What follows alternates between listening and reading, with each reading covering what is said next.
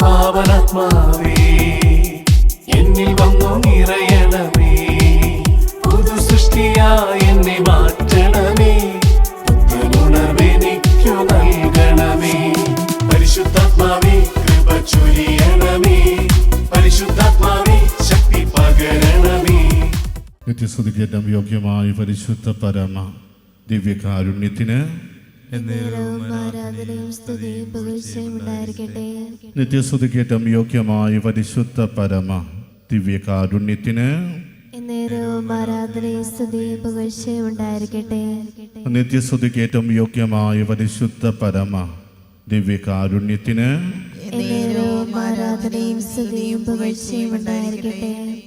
സ്നേഹമുള്ളവരെ, നാം കൃപയുടെ സമയത്തിലേക്ക് പ്രവേശിക്കുകയാണ്. പിതാവ് തൻ്റെ പുത്രൻ വഴി നമുക്ക് വേണ്ടി വെളിപ്പെടുത്തിയ ആ വലിയ കരുണയെക്കുറിച്ച് നാം ഓരോരുത്തരും അനുസ്മരിക്കുമ്പോൾ നമ്മുടെ ഓരോരുത്തരും ജീവിതത്തിൽ കർത്താവ് നിരന്തരം ചൊരിഞ്ഞുകൊണ്ടിരിക്കുന്ന അനുഗ്രഹങ്ങളെക്കുറിച്ച് ഓർത്ത് നമുക്ക് പ്രത്യേകം നന്ദി അർപ്പിക്കാം. കർത്താവ്, ഇന്ന് ഈ തിരുമണിക്കൂറിൽ അങ്ങയോടൊപ്പം ആയിരിക്കുവാൻ തന്നെ ഞങ്ങൾക്ക് ഭാഗ്യം ലഭിച്ചത് അങ്ങയുടെ വലിയ കരുണ ഒന്നുകൊണ്ട് മാത്രമാണ്.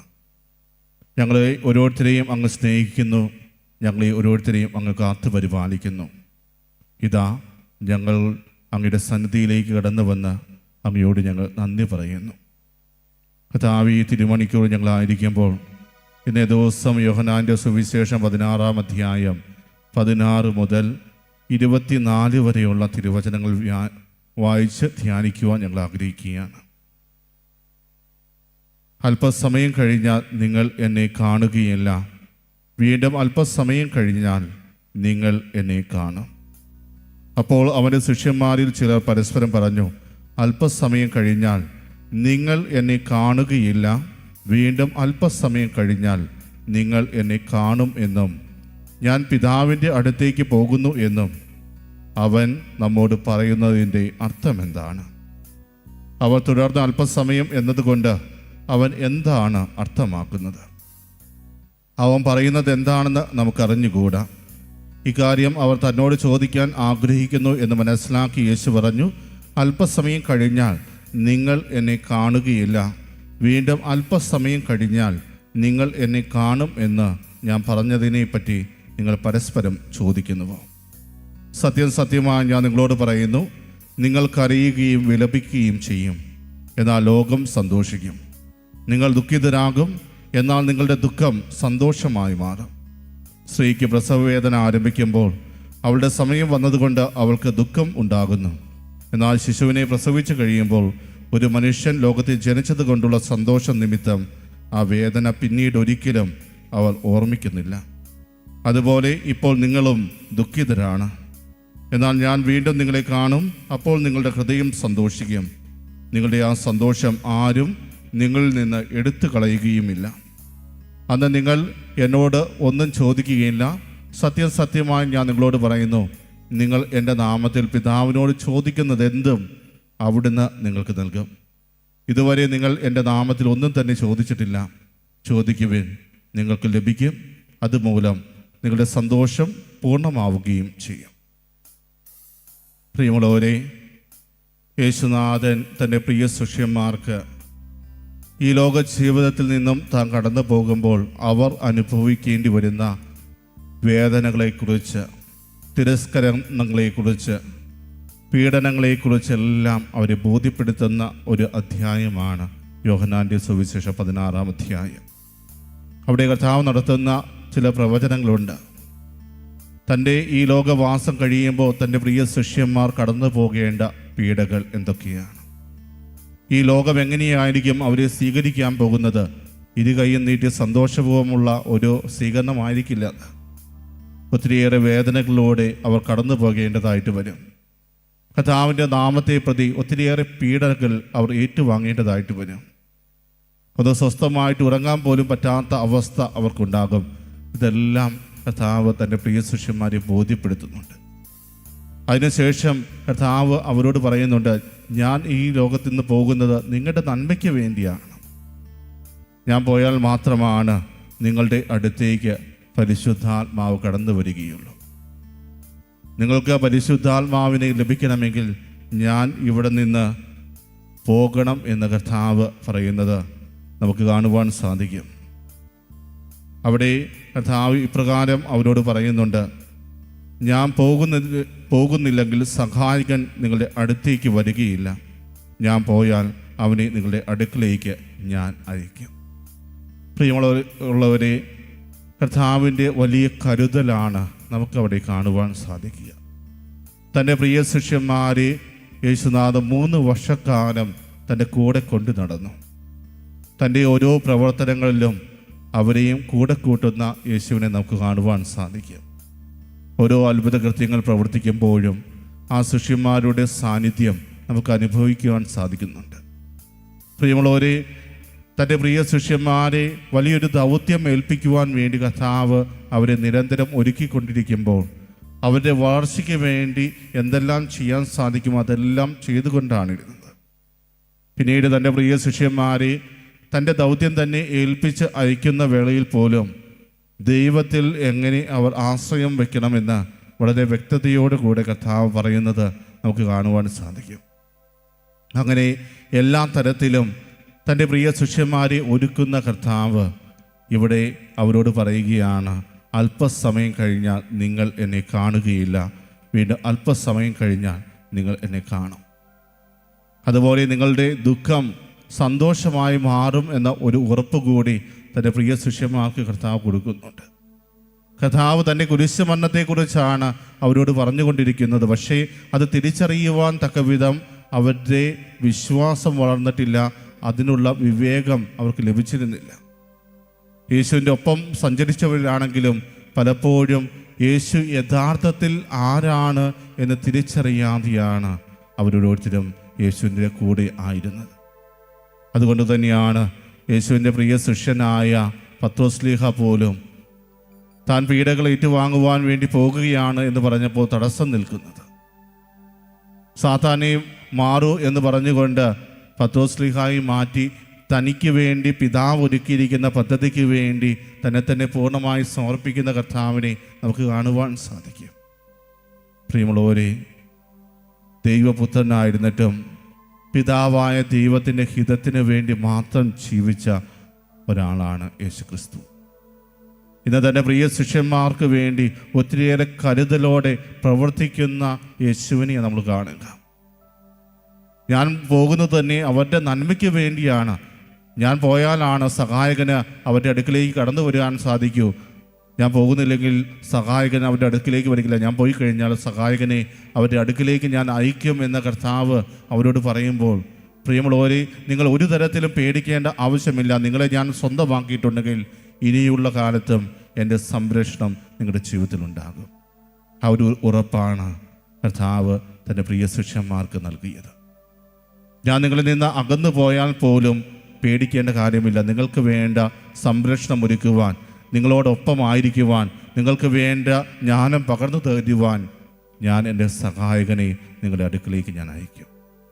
അവിടെ എനിക്ക് വേണ്ടി നിങ്ങൾ എന്ത് സംസാരിക്കണമെന്ന് പോലും ഓർത്ത് നിങ്ങൾ ആകുലനാകേണ്ട കാര്യമില്ല. കാരണം സഹായകനായ പരിശുദ്ധാത്മാവ് തക്ക സമയത്ത് എന്താണ് പറയേണ്ടതെന്ന് നിനക്ക് വെളിപ്പെടുത്തി തരും. പ്രിയമുള്ളവരെ, കർത്താവിൻ്റെ വലിയ കരുതൽ തൻ്റെ പ്രിയ ശിഷ്യന്മാരോട് നിങ്ങൾ അനുഭവിക്കുന്ന ഈ ദുഃഖങ്ങളെല്ലാം സന്തോഷകരമായിട്ട് നിങ്ങളുടെ ജീവിതത്തിൽ ഭവിക്കും എന്ന് പറയുമ്പോൾ, ഈ ലോകം എങ്ങനെയാണ് കർത്താവിൻ്റെ കുരിശുമരണത്തിന് ശേഷം ശിഷ്യന്മാരെ കാത്തിരിക്കുന്നത്, ശിഷ്യന്മാരോട് എപ്രകാരമാണ് പെരുമാറാൻ പോകുന്നത്, ഇതെല്ലാം കൃത്യമായിട്ട് മനസ്സിലാക്കിക്കൊണ്ടാണ് കർത്താവ് അത് പറയുന്നത്. നിങ്ങൾ ഇപ്പോൾ ദുഃഖിതരാണ്, എന്നാൽ ലോകം സന്തോഷിക്കുന്നു. എന്തിനു വേണ്ടിയാണ്? കാരണം തങ്ങൾക്കെതിരാണ് എന്ന് കരുതിയ ഒരു വ്യക്തിയെ ഇതാ കുരിശുമരണത്തിന് വേണ്ടി തങ്ങൾക്ക് എത്തിക്കുവാൻ സാധിച്ചു. അതാണ് ആ ലോകത്തിൻ്റെ സന്തോഷം.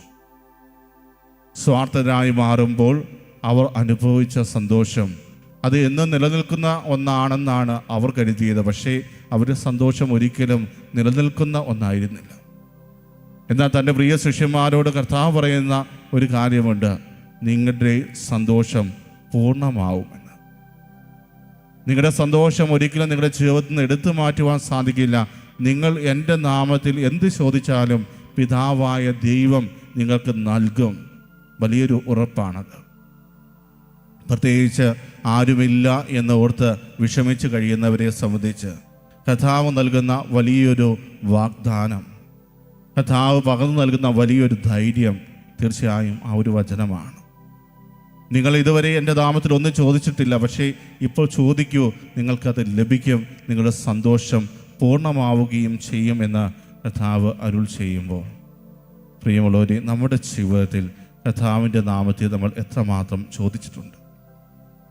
കർത്താവിനോട് നമ്മൾ ചോദിക്കുമ്പോൾ നമ്മുടെ ആവശ്യങ്ങൾ മാത്രമാണോ കർത്താവിൻ്റെ സന്നിധി ഉന്നയിക്കാറുള്ളത്? മറ്റുള്ളവരോടുള്ള ഒരു കരുതൽ നമ്മുടെ ജീവിതത്തിൽ ഉണ്ടായിട്ടുണ്ടോ? യേശുവിന് എപ്പോഴും മറ്റുള്ളവർക്ക് വേണ്ടിയുള്ള ഒരു കരുതൽ തൻ്റെ ജീവിതത്തിൽ ഉണ്ടായിരുന്നു. അതുകൊണ്ട് തന്നെയാണ് തൻ്റെ മരണത്തിന് ശേഷവും തൻ്റെ പ്രിയ ശിഷ്യന്മാർ അലഞ്ഞു തിരിഞ്ഞ് നടക്കാൻ പാടില്ല, എന്നെ വിശ്വസിച്ച് എൻ്റെ കൂടെ ഇറങ്ങിത്തിരിച്ചവരാണ്. അവർക്കുണ്ടായിരുന്നതെല്ലാം ഉപേക്ഷിച്ചുകൊണ്ട് ഞാൻ അവരെ വിളിച്ച നിമിഷം തന്നെ എല്ലാം ഉപേക്ഷിച്ച് എൻ്റെ കൂടെ കടന്നു വന്നവർ. അവർ ഒരിക്കലും വേദനിക്കാൻ പാടില്ല, അവർ ഒരിക്കലും അലഞ്ഞു തിരിയുവാൻ പാടില്ല. അവർക്ക് വേണ്ടതെല്ലാം ഞാൻ നൽകും, അതിന് വേണ്ടതെല്ലാം ഞാൻ കാത്തുവയ്ക്കും എന്ന ഒരു ചിന്ത തീർച്ചയായും കർത്താവിൻ്റെ മനസ്സിലൂടെ കടന്നു പോയിട്ടുണ്ട്. അപ്പോൾ ഒന്ന് ആലോചിച്ച് നോക്കുക, എല്ലാവർക്കും തന്നെ പലതരത്തിലുള്ള ജോലികൾ ഉണ്ടായിരുന്നവരാണ്. മീൻ പിടിച്ചുകൊണ്ടിരുന്ന പത്രോസിനെയും സഹോദരനെയും യോഹന്നാനെയും യാക്കോബിനെയും എല്ലാം വിളിക്കുമ്പോൾ പ്രിയമുള്ളവരെ, എപ്രകാരമാണ് അവർ പ്രതികരിച്ചത്? നിങ്ങളെ ഞാൻ മനുഷ്യരെ പിടിക്കുന്നവരാക്കാം എന്ന് പറഞ്ഞപ്പോൾ അതുവരെ കണ്ടിട്ടില്ലാത്ത ഒരു വ്യക്തിയാണ്, പക്ഷേ എന്തോ ഒരു ശക്തി അവനുണ്ട് എന്ന ബോധ്യത്തിൽ തങ്ങൾക്കുള്ളതെല്ലാം ഉപേക്ഷിച്ചുകൊണ്ട്, പിതാവിനെയും വഞ്ചിയും വലയും എല്ലാം ഉപേക്ഷിച്ചുകൊണ്ട് ഇറങ്ങിത്തിരിച്ചത്. ചുങ്കസ്ഥലത്തിരുന്ന മത്തായിയെ പോലും വിളിക്കുന്ന അവസരത്തിൽ ഇതുവരെ താൻ സമ്പാദിച്ചു കൂട്ടിയതെല്ലാം ഒരു നിമിഷം കൊണ്ട് തനിക്ക് വേണ്ട എന്ന തീരുമാനമെടുത്തുകൊണ്ട് യേശുവിനോടൊപ്പം ഇറങ്ങിത്തിരിച്ചെന്നാണ്. ആ മനുഷ്യൻ ആരാണെന്ന് പോലും തിരിച്ചറിയാതെ, എന്നാൽ ആ വിളിയിൽ ഒരു ശക്തിയുണ്ട് എന്ന് ബോധ്യപ്പെട്ടതിനാൽ തനിക്കുള്ളതെല്ലാം ഉപേക്ഷിച്ചു. അതുവരെ താൻ സമ്പാദിച്ചു കൂട്ടിയത് തൻ്റെ സുഖഭോഗങ്ങൾക്ക് വേണ്ടിയാണ് എന്ന് അവനറിയാമായിരുന്നു. തൻ്റെ സുഖങ്ങൾക്ക് വേണ്ടി താൻ സ്വരൂപിച്ചു വെച്ചതെല്ലാം ഒരു നിമിഷം കൊണ്ട് വേണ്ട എന്ന് വെക്കണമെങ്കിൽ പ്രിയമുള്ളവരെ, കർത്താവിൻ്റെ വിളി എത്ര വലുതായിരുന്നു! സക്കേവൂസിൻ്റെ മാനസാന്തരത്തെ പോലും ആ വലിയൊരു പരിവർത്തനം നമുക്ക് കാണുവാൻ സാധിക്കും. സക്കേവൂസും ഇതുപോലെ ചുങ്കസ്ഥലത്തിരുന്ന് ഒത്തിരിയേറെ ചുങ്കം പിരിച്ചുകൊണ്ട് ഒത്തിരിയേറെ ആളുകളെ പറ്റിച്ചിട്ടുള്ള വ്യക്തിയാണ്. അർഹതയില്ലാത്ത സ്വത്ത് സമ്പാദിച്ചു കൂട്ടി അതൊന്ന് അനുഭവിക്കുവാൻ പോലും സാധിക്കാത്ത രീതിയിലേക്ക് അവൻ എത്തിയപ്പോഴാണ് കർത്താവിനെ ഒന്ന് കാണണമെന്ന ആഗ്രഹം അവൻ്റെ ജീവിതത്തിലേക്ക് കടന്നു വന്നത്. കർത്താവിനെ കണ്ടപ്പോൾ അത് അവൻ്റെ ജീവിതത്തിൽ വലിയൊരു പരിവർത്തനത്തിലുള്ള സമയമായിരുന്നു. അതുവരെ സമ്പാദിച്ചതൊന്നും തൻ്റെ ജീവിതത്തിൽ യാതൊരു അർത്ഥവും കൊണ്ടുതരുന്നില്ല എന്ന ബോധ്യത്തിൽ ഉള്ളതെല്ലാം തിരികെ നൽകുന്ന സക്കേവൂസ്. പ്രിയമുള്ളവരെ, കർത്താവ് അതുപോലെ കരുതുന്നവനാണ്. കർത്താവ് അതുപോലെ നമ്മളെ ഓരോരുത്തരെയും രൂപാന്തരപ്പെടുത്തുന്ന ഒരുവനാണ്. നമ്മുടെ പഴയ ജീവിത ശൈലിയിൽ നിന്നെല്ലാം പൂർണ്ണമായും മാറ്റിയെടുത്തുകൊണ്ട് പുതിയൊരു വ്യക്തിയാക്കി മാറ്റുന്നവനാണ് കർത്താവ്. തൻ്റെ പ്രിയ ശിഷ്യന്മാരെയും അതുകൊണ്ട് തന്നെയാണ് കർത്താവ് ധൈര്യപ്പെടുത്തിയത്. നിങ്ങൾ പേടിക്കേണ്ട കാര്യമില്ല, നിങ്ങളെ കാത്തിരിക്കുന്നത് ഇതുപോലെയുള്ള വേദനകളാണ്, സഹനങ്ങളാണ്, പീഡകളാണ്. പക്ഷേ നിങ്ങൾ തളർന്നു പോകേണ്ട യാതൊരു ആവശ്യമില്ല. മറിച്ച് ഇപ്പോൾ നിങ്ങൾ അനുഭവിച്ചു കൊണ്ടിരിക്കുന്ന ദുഃഖമെല്ലാം നിങ്ങളുടെ ജീവിതത്തിൽ വലിയ സന്തോഷമായിട്ട് മാറും. പ്രിയമുള്ളവരെ, ഇന്ന് വിശുദ്ധരായ അപ്പസ്തോലന്മാരെ നമ്മൾ ഓർക്കുന്നുണ്ടെങ്കിൽ അത് കർത്താവ് അവർക്ക് നൽകിയ വാഗ്ദാനത്തിൻ്റെ പൂർത്തീകരണമാണ്. കർത്താവ് അവർക്ക് പകർന്നു നൽകിയ അനുഗ്രഹമാണ്. ഇന്നും ഈ 2000 വർഷങ്ങൾക്ക് ശേഷവും നമ്മൾ അവരെ അനുസ്മരിക്കുകയും അവരുടെ മാധ്യസ്ഥം തേടുകയും ചെയ്യുന്ന ഒരവസ്ഥയിലേക്ക് നമ്മൾ കടന്നു വന്നിട്ടുള്ളത്. പ്രിയമുള്ളവരെ, കർത്താവ് കരുതുന്നവനാണ് എന്ന് തിരിച്ചറിയുക. കർത്താവ് നമ്മളെ ഒരിക്കലും ഉപേക്ഷിക്കുന്നവനല്ല എന്ന് തിരിച്ചറിയുക. നമ്മളെ ഏറ്റെടുത്താൽ എപ്പോഴും നമുക്ക് വേണ്ടി പ്രവർത്തിക്കുന്നവനാണ്. നമുക്ക് വേണ്ട വഴി കൃത്യമായി ചൂണ്ടിക്കാണിച്ച് തരുന്നവനാണ്. പക്ഷേ നമുക്ക് വീഴ്ചകൾ സംഭവിച്ചിട്ടുണ്ടെങ്കിൽ അത് നമ്മുടെ മാത്രം തെറ്റാണ് എന്ന് തിരിച്ചറിഞ്ഞുകൊണ്ട് കർത്താവിലേക്ക് തിരികെ വരുവാൻ നമുക്ക് പരിശ്രമിക്കാം. കർത്താവിനെ പോലെ മറ്റുള്ളവരെ കരുതുന്ന ഒരു വ്യക്തിയായിട്ട് മാറുവാൻ നമുക്ക് പരിശ്രമിക്കാം. നമ്മൾ ഓരോരുത്തരെയും അനുഗ്രഹിച്ച നല്ലവനായ തമ്പുരാന് നമുക്ക് പ്രത്യേകം നന്ദി അർപ്പിക്കാം. നമ്മളിതാ ധ്യാനിച്ച വചനഭാഗത്തിലൂടെ കർത്താവ് എത്രമാത്രം നമ്മളെ ഓരോരുത്തരെയും കരുതുന്നു എന്ന് നമ്മൾ തിരിച്ചറിഞ്ഞു. കർത്താവിനെ പോലെ കരുതലുള്ളവരായിട്ട് മാറുവാൻ നമുക്ക് പരിശ്രമിക്കാം. നമ്മളോട് ഒപ്പമായിരിക്കുന്നവർക്ക് വേണ്ടി, നമ്മുടെ സഹായം ആഗ്രഹിച്ച് കടന്നു വരുന്നവർക്ക് വേണ്ടി, അവർക്ക് ഒരു കൈത്താങ്ങായി മാറുവാൻ വേണ്ട കൃപ നീ ഞങ്ങൾക്ക് ഓരോരുത്തർക്കും നൽകണമേ എന്ന വലിയ പ്രാർത്ഥനയോടെ നമുക്ക് അവിടുത്തെ ആശീർവാദം ഏറ്റുവാങ്ങാം.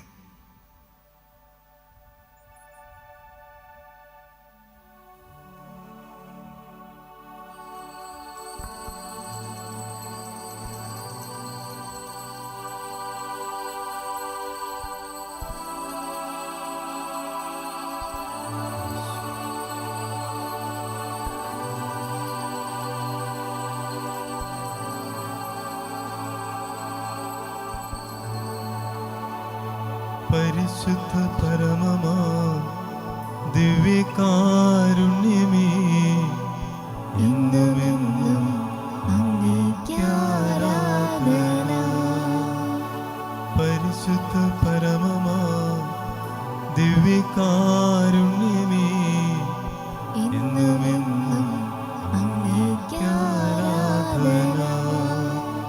പരിശുദ്ധ പരമമാ ദിവ്യകാരുണ്യമേ, എന്നുമെന്നും